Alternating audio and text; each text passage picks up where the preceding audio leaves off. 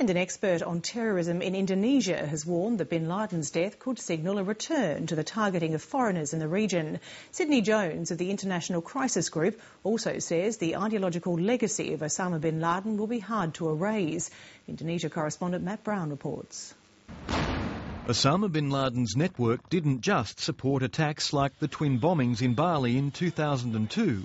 His speeches and writings have also been translated and distributed here, and in some ways they've been just as damaging. The overwhelming legacy is the ideology.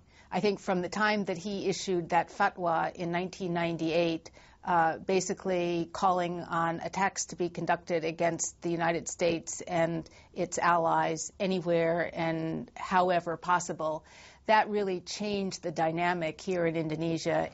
In the last 2 years, local jihadis have switched from Osama bin Laden's focus on symbols of the US and its allies to attacks on Indonesia's own police and other local targets. But that may be about to change. I think what we could see as a result of this is a shift, at least temporarily, back to attacks on foreigners, but with much reduced capacity to what they had in 2002.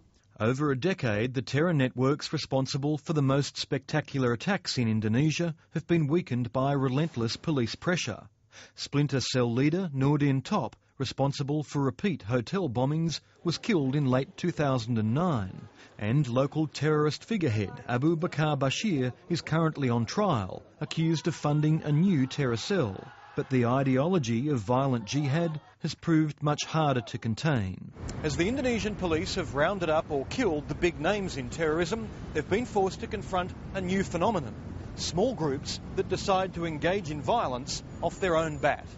One of these new small cells is thought to have been responsible for a spate of book bombings in Jakarta in March.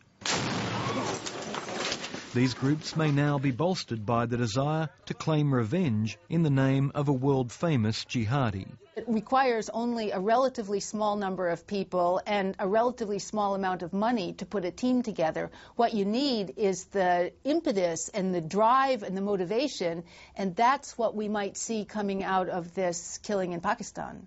One of the key players in the Bali bombings, Umar Patek, was also discovered recently in Pakistan.